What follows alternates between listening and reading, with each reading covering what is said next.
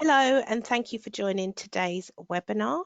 My name is Donna Gordon, and I'm part of the membership team here at IISM. Your speaker today is John Williams, and your branch chair is Peter Hurley. So before I hand over to Peter, I'm just going to run through a few things first. To begin with, you should see to the right of your screen a toolbar with various options. You will be on mute for the duration of the webinar. Feel free to ask any questions, make any comments using the question area, and we will take 5 to 10 minutes to respond to these at the end of the presentation. If you need any support using GoToWebinar, the I symbol will take you to the support site. Finally, this webinar is being recorded, and a copy of the recording will be placed on the IISM YouTube channel after the event. So that's enough from me. Peter, I'm now going to hand over to you. Thank you, Donna, and welcome everybody to this month's UAE branch of the International Institute of Risk and Safety Management. Today is the 99th branch meeting, and as Donna said, my name is Peter Hurley. As you all know, I'm the branch chair. So we'll press on with today's opening remarks. As Donna mentioned, you're all on mute for the duration of the meeting. We will have a question and answer session following John's presentation. So if you do have any questions or comments, just pop them in the text box. So a usual format today, I'll be giving a brief overview of some news and updates for branch members. I'll then hand over to John, who will give his presentation on exploiting agile leadership, and we'll close with some questions and any other business. So the new LinkedIn page, I don't suppose it's new anymore. It's been live now for about 4 or 5 months, and we're rapidly approaching 800 followers, which is excellent. We'd like to push that up to 1,000 by the end of the year. So if you are a member, please invite your network to join and follow the page. And if you're not a member of the page yet, please do follow it and then invite your network to follow. We'll be launching the members profile feature next week, starting with the committee. And we've had a number of volunteers to take part as well from the membership. And that will be posted weekly on the LinkedIn page. Now, you may all have received an email update from the IISM web mail address regarding the new routes to membership. Now, IISM have been exploring how to expand access to membership and to open up new routes to membership to reflect the growing vision and scope of IISM, to reflect more the risk management field, as well as health and safety. This process has now been completed, and these new routes to membership are now open, and it provides additional ways for achieving membership, and it also gives existing members opportunities to upgrade their membership, or new opportunities to upgrade their membership. The criteria for associate members and full members has been widened, so the scope and ability to join as an associate or as a member, or to upgrade your membership to those levels, has been expanded. The criteria for the student and affiliate membership has remained unchanged. Regarding the site visit, we are still planning to partake in this activity at the Makers District. I've been in liaison with Kevin, and we'll hope to get something finalised either before the end of this year or the start of the next year, before the weather gets too hot. As mentioned, we're looking for 20 full branch members. Obviously, you must be vaccinated and have a negative PCR test within 14 days of the date of the visit. We've had interest from a number of members, but we still need more people to voice their interest before we can make this a viable activity. Once we've got 20 people, 20 members, we'll define when the date's going to be, and we'll circulate that to the interested members. So if you are interested in taking part, please drop me a WhatsApp or contact any of the committee members through the branch web email address, and we'll add your name to the list. An update on events that are forthcoming this month and beyond. There are a number of international branch meetings scheduled through November in Egypt, India, Qatar and Nigeria. And there's 2 upcoming in the UK as well, in the West Midlands and the Northwest. So if you're interested in taking part of those, you can register on the IRSM website, and we'll also be sharing links on the WhatsApp group as they come available. Number of events for the student workshop and masterclasses are upcoming this year and next, and those are detailed on the IRSM website as well. And there's been a number of new events added to the professional development section of the events page on the IRSM website as well. So a lot of those we've already highlighted previously, but as we scroll through, we can see that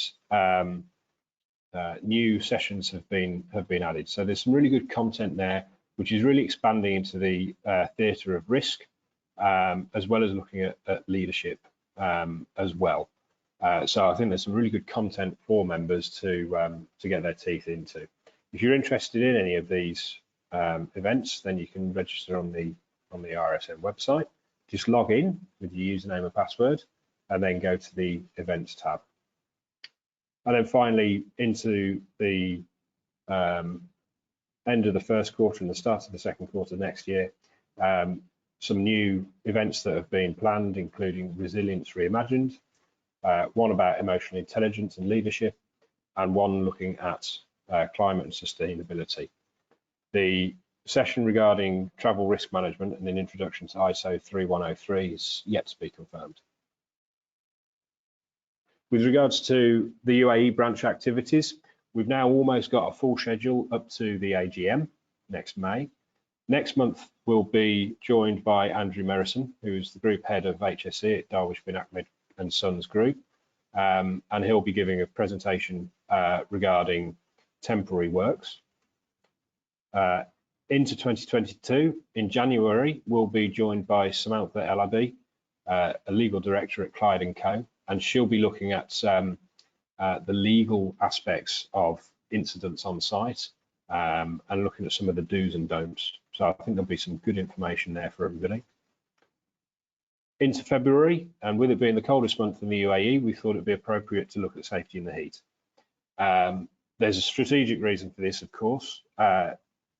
It's probably the best time of the year to start planning for the summer months, and we all know how quickly it can get hot here. So we'll be covering the preparation and the planning and some of the controls and management for safety in the heat for the summer of 2022. Then in March, we'll be covering the roles and functions of the branch committee. So we'll be having a couple of maybe presentations or maybe more of a panel discussion from members of the committee who will be explaining who they are and what they do and what their functions on the committee are. Now, there's a very good reason for doing this in March, because when we get to May, it's election time. So some roles in the committee will be up for election in the May elections. And so if you are thinking of putting yourself forward for one of the roles on the committee, then now's the time to start thinking and planning about it. But also we thought it would be useful to do some discussions about the committee and what's involved, so that you get a better understanding of whether you think you'd be a good fit and whether you'd be interested in taking part.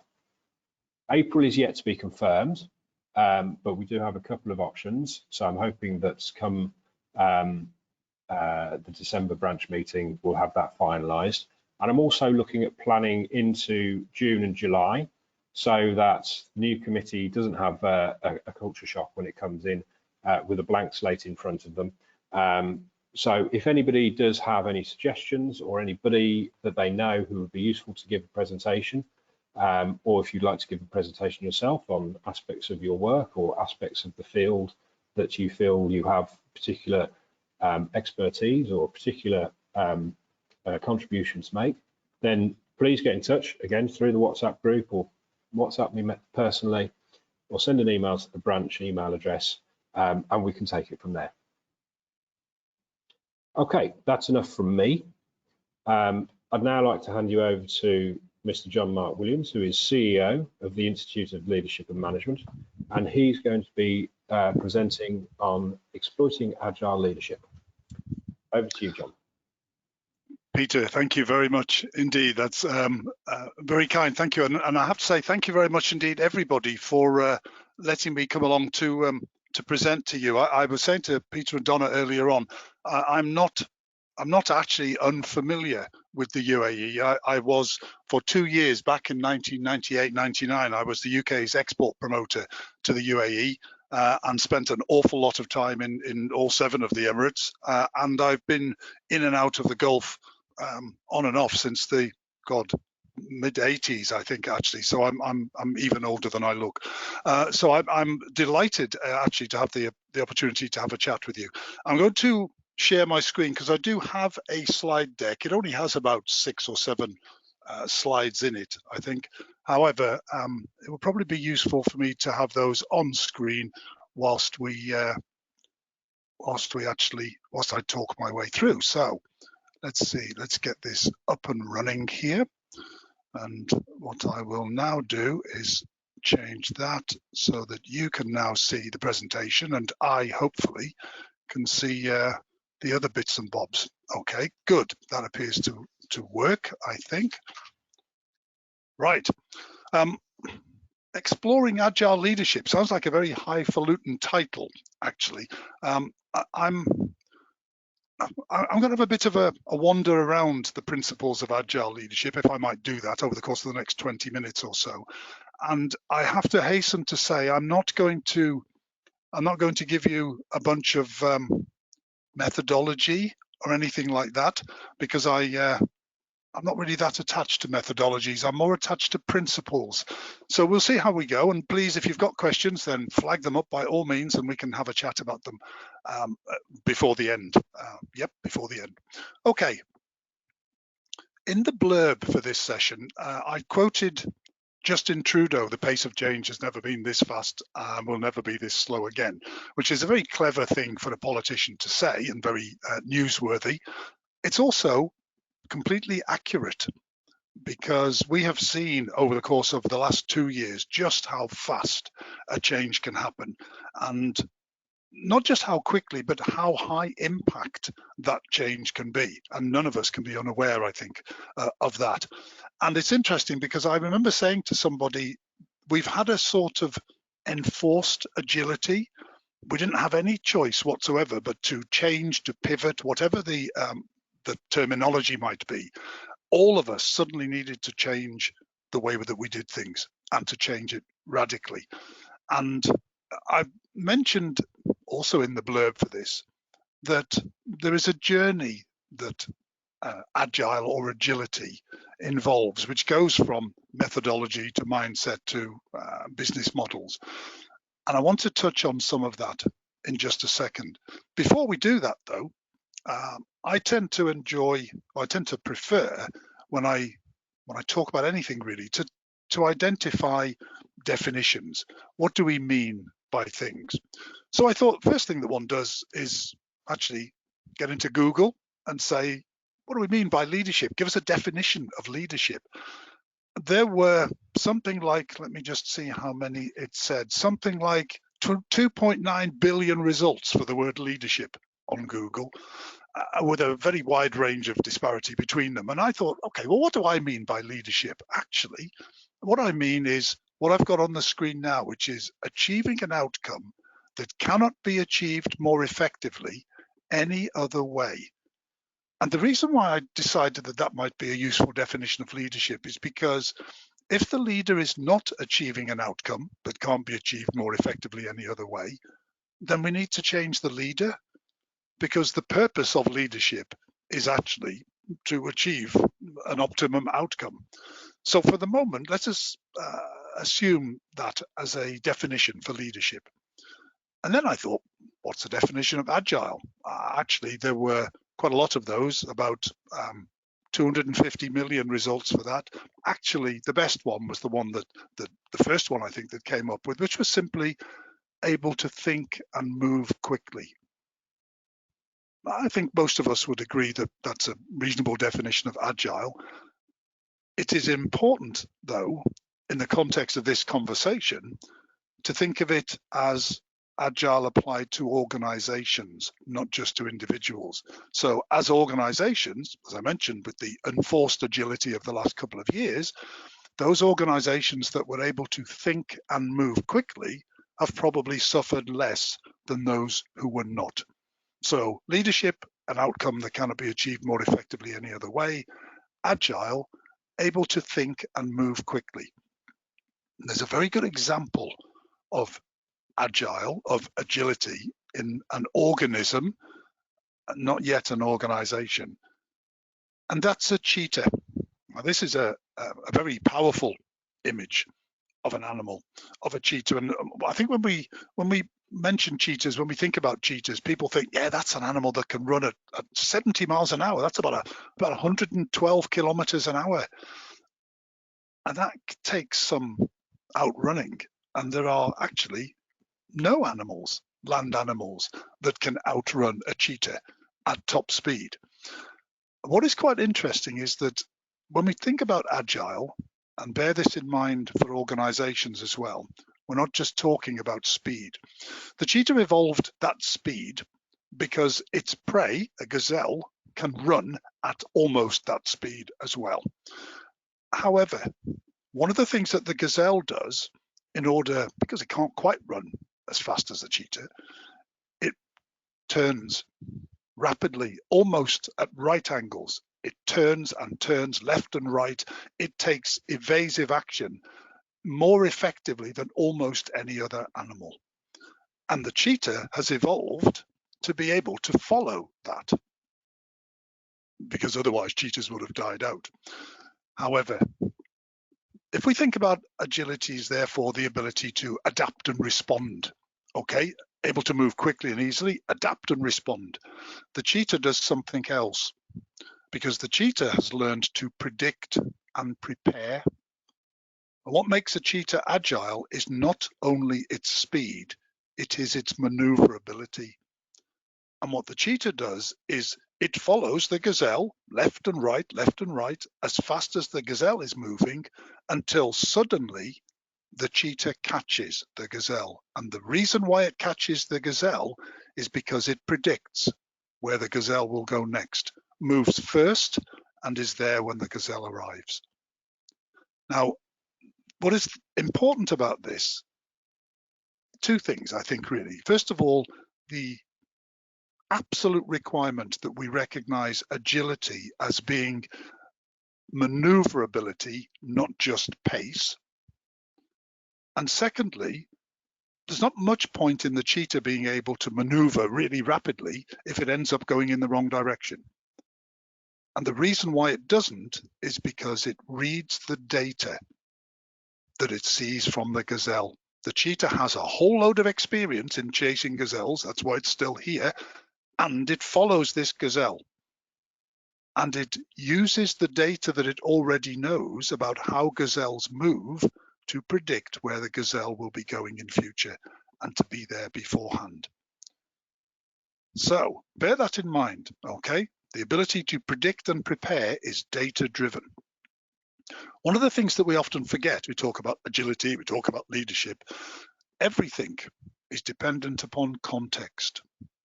And even context actually is recognized by Google as being something on which everything depends, because there are 22.9 billion results from context put into Google.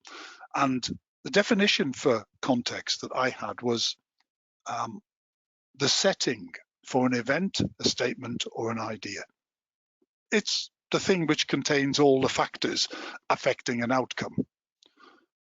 It is therefore, and I hope that either you will agree this or you will have a view upon it, context is the reservoir of risk. It is the reservoir of all those factors which affect an outcome, the reservoir of risk. So it's something we might touch on later on.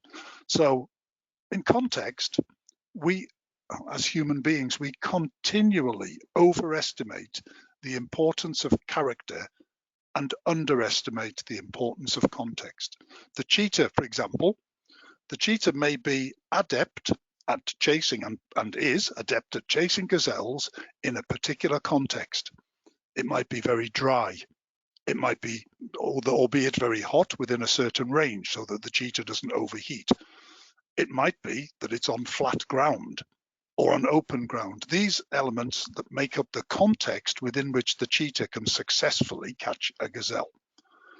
If that context changes, if it's suddenly, we have a sudden rainstorm, or it's suddenly very hilly, or there are suddenly lots and lots of bushes around, that context will diminish the ability of the cheetah to fulfill catching a gazelle. The same is true of our organizations. If we are very, very good at operating in a certain context, we're very, very good at operating within the UAE, for example, or we're very, very good at operating within the GCC. If suddenly we decide that we're going to set up an operation in China, the context is completely different. The agility required is at least as intense, however, it may have different elements. And that context becomes vital when we think about the context in which we're operating right now in the world. You will all, or many of you, if not all of you, will be familiar with the rather unlovely acronym VUCA. Volatile, uncertain, complex, and ambiguous. And it's a term, I think it was coined late 1980s and popularized by the US Army War College to describe the post-Cold War world.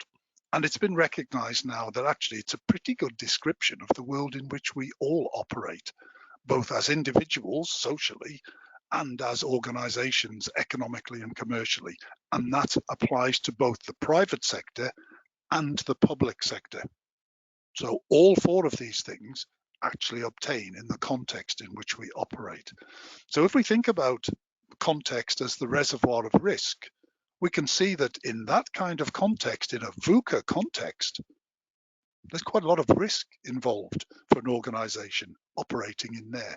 Surely that demands that we are agile, that our leadership is agile. Yes, to a degree, because there's a nice phrase that says, for every problem, there is a solution that is simple, elegant, and wrong.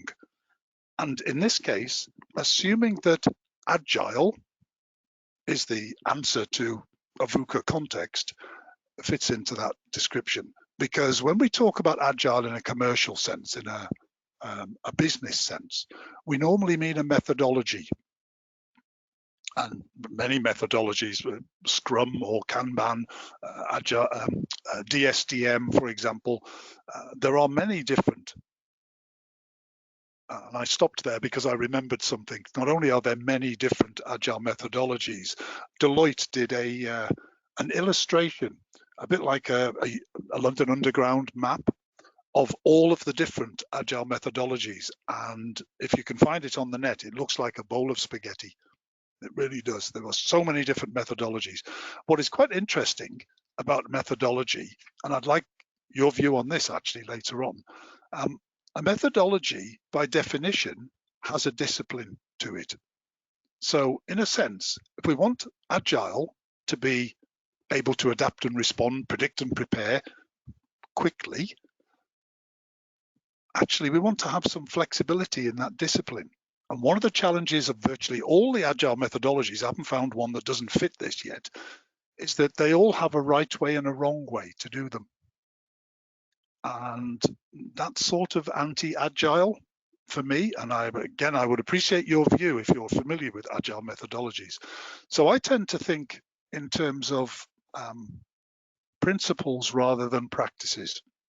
How are we going to meet this VUCA context without slipping into a methodology? An answer and this looks like a methodology, but bear with me. There's a book by Stephen Denning called The Age of Agile, came out in 2018, and in it, Stephen outlines the 3 laws of Agile: the law of customer focus, the law of the small team, and the law of the network. The law of customer focus, very straightforward. The sole purpose of this organization is to achieve customer value. Okay, customers come first. Second law, the law of the small team. Actually, big problems are best solved by small teams. And one of the principles of agile methodologies anyway is that large problems are best reduced to bite-sized chunks. You know, how do you eat an elephant? In bite-sized chunks. And then the law of the network, which is that organizations operate best as long as there is fluidity and transparency of information exchange around the network. So these are, I suppose we could call them practices. They are not restrictive practices in the way that a methodology would say you must have daily stand-ups or your project description must look like this. 3 principles there. Customers come first, small teams work best, networks work even better, right across organizations. So if these are 3 principles, then I've added a word after each one: involve, invest, and inspire. And this is where we come to the business model shift that many organizations need to make in order to become agile. First of all, involve the customer. And I mean directly involve the customer. And that doesn't just mean the final beneficiary, it means internal customers as well. Everybody in the chain between us and eventual outcome for whatever product, process, or project it is that we're doing needs to be involved in some way, because in the end, we need to satisfy that chain. Secondly, we need to invest in small teams, actually. And when I say invest, I don't mean pay loads of money, because the teams are already there inside the organization. What we need to invest is the time and effort and the management support for small teams to function. One of the principles of agile methodologies is self-organizing teams. Trust me, self-organizing teams don't. They just don't self-organize unless there is an absolutely clear purpose and a familiarity within everybody in that team for the way that a team can self-organize. They don't. There needs to be management support for the development of small teams and for the continuing support of their validity in an organization.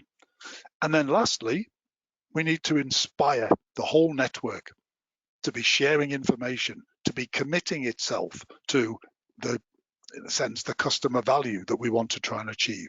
So involve the customer, invest in small teams, and inspire the network that is the organization.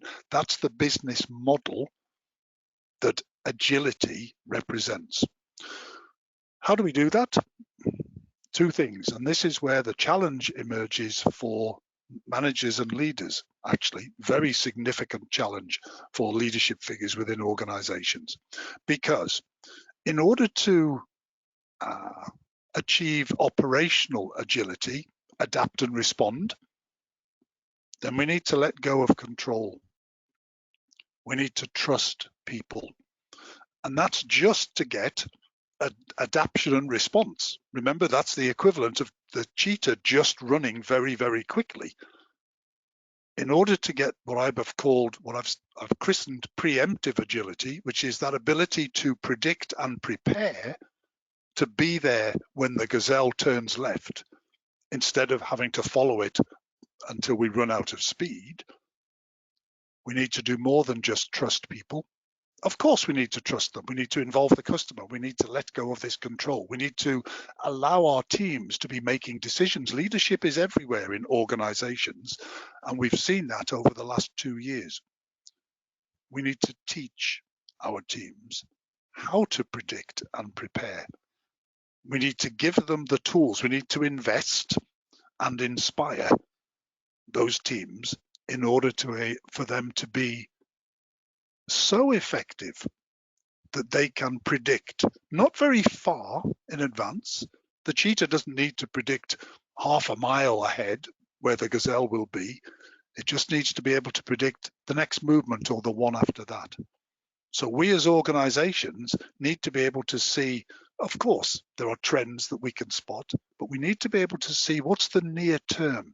What does next look like? We keep being asked, what does good look like? Never mind good, forget good. What does next look like? Because good we may or may not achieve, next is definitely coming. So enabling our teams to predict and prepare next is a vital element in agile leadership. And this is the last slide coming up now.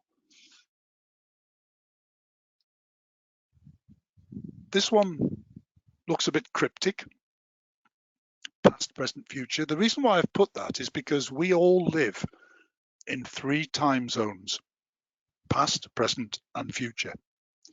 And we use those time zones in order to predict and prepare.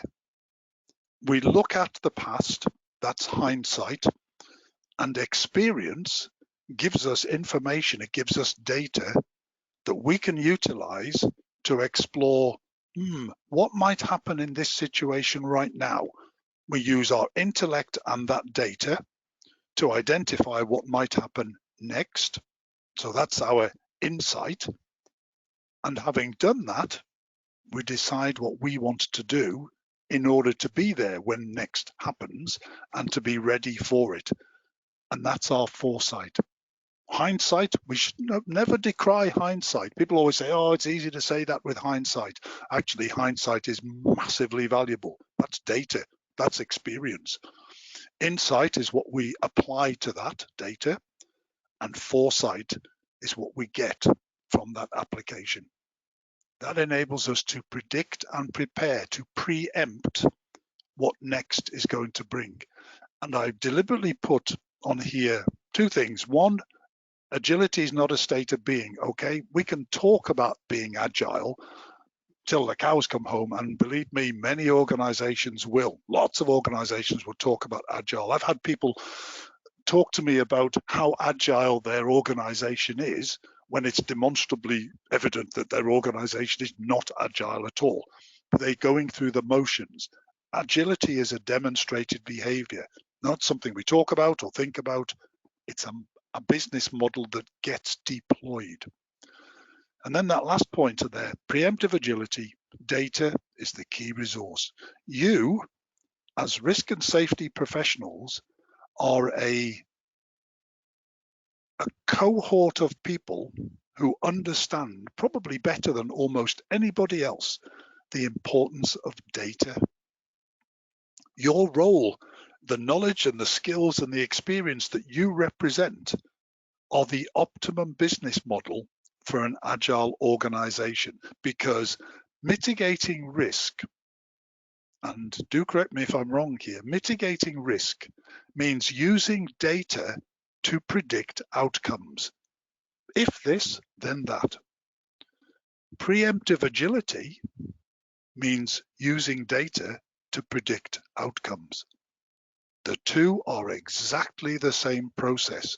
So your familiarity with the use of data to predict outcomes makes you, first of all, crucial elements in the agility that is capable within an organization. Secondly, it positions you to understand more about how to become an agile organization, how to lead in an agile way than any other discipline.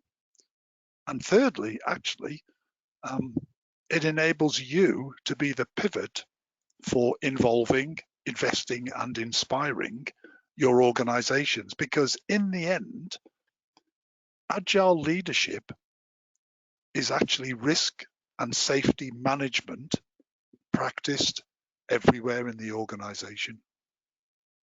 So I will leave that thought with you, if I may, and close down the presentation now. And you can now regale me, if that's the right way to describe it, with any of the questions that you might have, and we will see if we've got any questions that I can't answer, which would be quite good fun. Thank you very much, everybody. Peter, over to you, sir. Thank you, John. Thank you very much for a very illuminating and interesting presentation there. Members will be familiar with our usual format of drilling deep into a particular topic where risk and safety management are concerned. It's been a pleasure to have you here to talk about something that is much more strategic, is a very cross-cutting topic, but I'm hoping that our members can pick up on the relevance of it. To illustrate, I think you picked on two things well, picked up a couple of things on the last slide, where you talked about hindsight, insight and foresight, talking about past, present and future. Now, from a safety practitioner point of view, but also from a risk point of view, risk is really about, or part of risk management is about two things. One, it's about predicting the future, which is quite difficult to do, but you can certainly anticipate effects from causes. And the other is trying to identify where you might have problems based on your organisation, your revenue, your overheads, your work practices, your machinery, etc., etc. Now, there are obvious indicators for such things as incidents, near misses, but also there's often very, very hidden things, or things that are hidden until they manifest. And that's where the real skill comes in. And I think also that agility is both in the past, in the present, in the future as well. So you may have organizations that are actually able to react to a situation that they couldn't have anticipated, such as COVID-19, or to an unforeseen incident in the workplace, but they are able to respond effectively and quickly to manage and prevent recurrence, or to actually improve and become more productive and profitable from it. So I hope that sort of gives a bit more of an illustration, a bit more of a context for our members. I don't know if you've got a comment on that, John? Yes, actually, and indeed, a couple of things really. The first one is about the ability of risk professionals to understand that there are things hidden within an organization, within a context, whatever that situation might be, and to know how to look for them. Even if they're, what was this Donald Rumsfeld phrase, unknown unknowns? Yeah, absolutely. Yeah, and the ability of a risk professional to be able to say, there's stuff in here we don't know about yet. We need to keep going until we've actually elicited those things which we do think we don't know, and then to accept that actually we might have some other stuff that emerges later on. And that's where the agility is required, the ability to predict and prepare for as much as optimal, and then to be able to adapt and respond when something else comes along. And I think the next thing is this idea of your members thinking about, actually, what is the next step from me as a risk and safety management professional being able to do all of this prediction, essentially, and then saying, well, okay, if this happens and we can't avoid it, we know it's going to happen in 3 months, 6 months, a year, whatever. How do we prepare ourselves to be able to be agile enough to cope with it? And you mentioned actually in your preamble to this session, the sessions that you're going to have on resilience. And I think, the resilience is a great word because people often mix it up with robustness. So, a building is robust because it tends, you guys will know this better than me, it tends not to sway too much because buildings are not built to sway too much, unless they're very tall, I guess. But trees sway an awful lot. Buildings are robust in the wind, trees are resilient because they can be almost blown over and come back. And organizations need to be a mixture of the two. And I think for me, the professional foundation in risk and safety management is being able to identify where do we need to foresee our need to be robust, and where do we need to foresee the need to be resilient, and then to plan for that. Absolutely, yeah, and it's one of the real skills of our profession. I have a question. Oh, sorry, Karen. No, sorry, Gary. If you've got questions, great. No, I was just going to go to Donna and ask her if she had questions, but yeah, finish your point. I was actually going to ask your members a question, not necessarily to be answered now, but unless anybody wants to. Do any of your members have any direct experience of engaging in agile methodologies?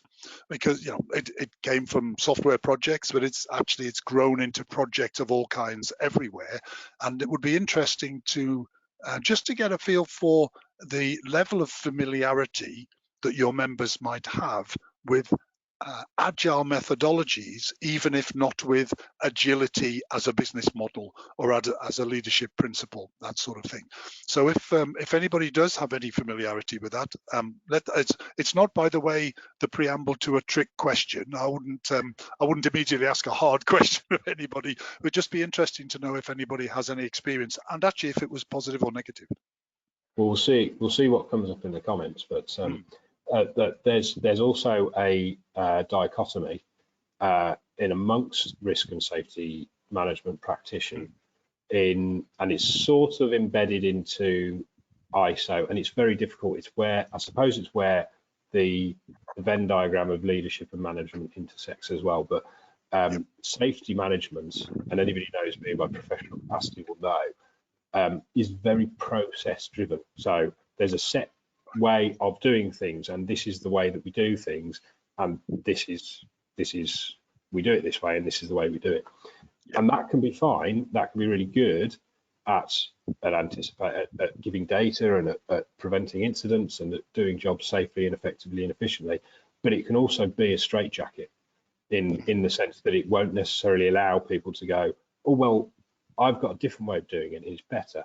And an example I'll give you, which has just come to mind actually, a friend of mine used to work at a Nissan plant in the UK. Nissan are very good at building innovation and agility into their business processes. Yep. And one of my friend's work colleagues at the Nissan plant, his job was basically to spray paint the bonnets of cars. And the process of doing it was to spray across the top, spray across the middle, and spray across the bottom. Yep. And so he did this day to day, week to week, month to month.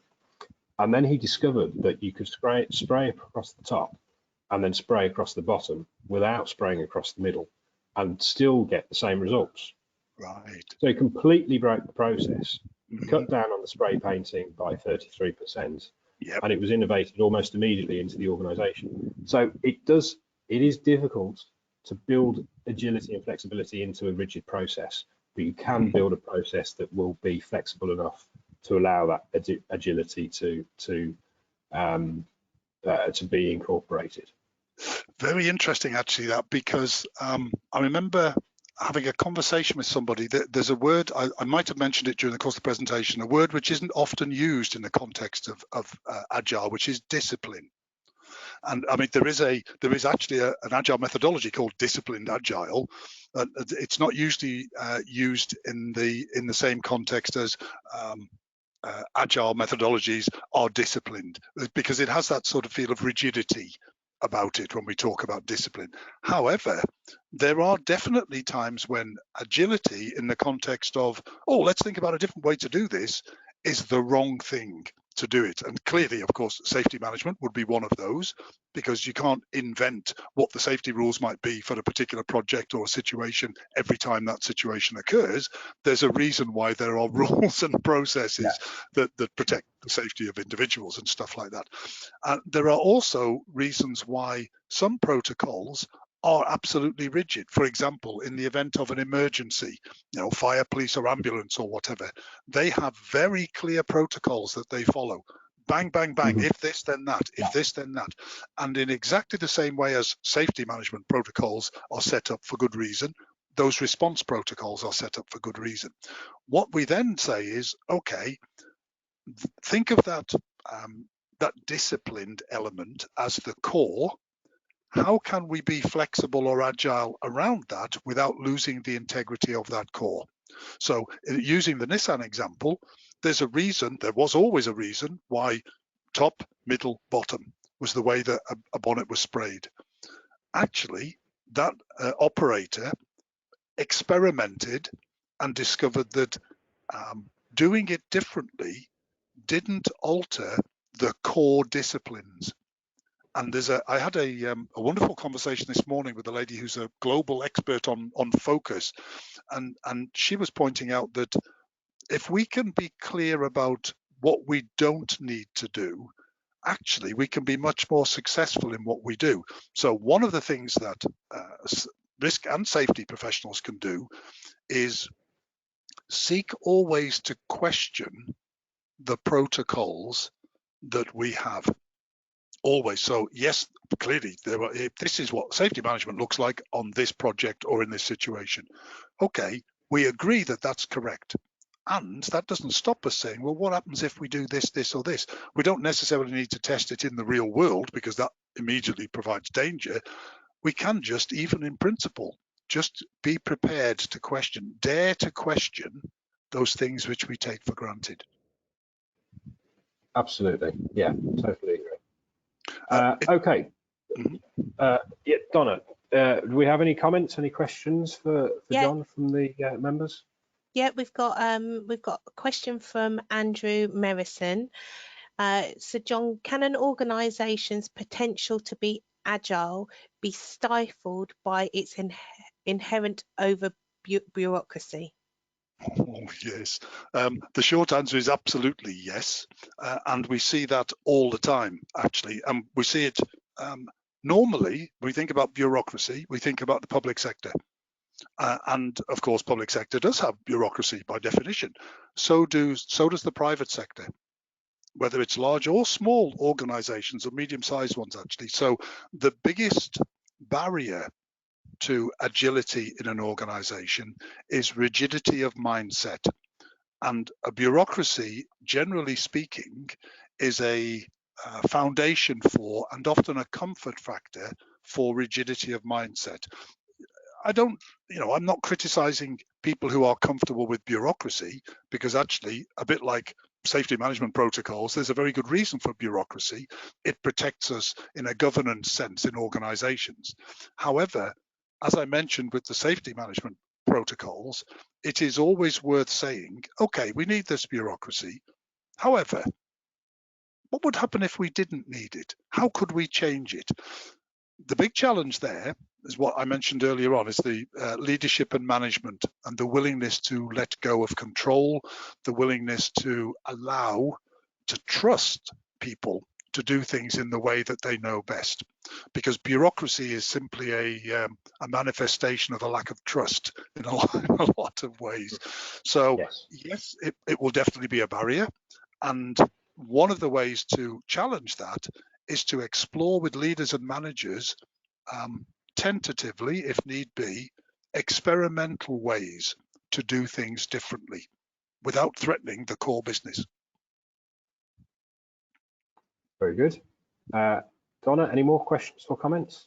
No, that's it. There's only one question. I think you covered everything so well, John. No one had any questions. Either that, or I'm so terrifying that nobody wants to ask me anything. We'll assume it's the former. So I'd like to, on behalf of the branch, extend my great thanks for your time and your presentation. Thoroughly informative and excellent presentation there.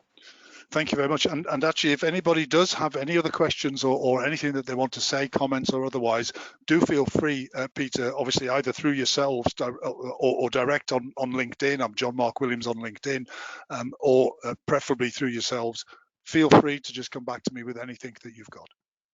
Excellent. And of course, if anybody is interested in joining the Institute of Leadership and Management, then you can Google them and have a look on their website. Yes, indeed. And again, if you want to question me thoroughly about the Institute, then feel free to do that. Excellent. Thank you very much, John. Thank you very much indeed, Peter. And thank you, everybody, for listening. And have a very good weekend and rest of the week. Thank you, Lovely. John. Thank you, Bye John. now. Thank you, Peter. We'll see you soon. Bye. Bye. Okay.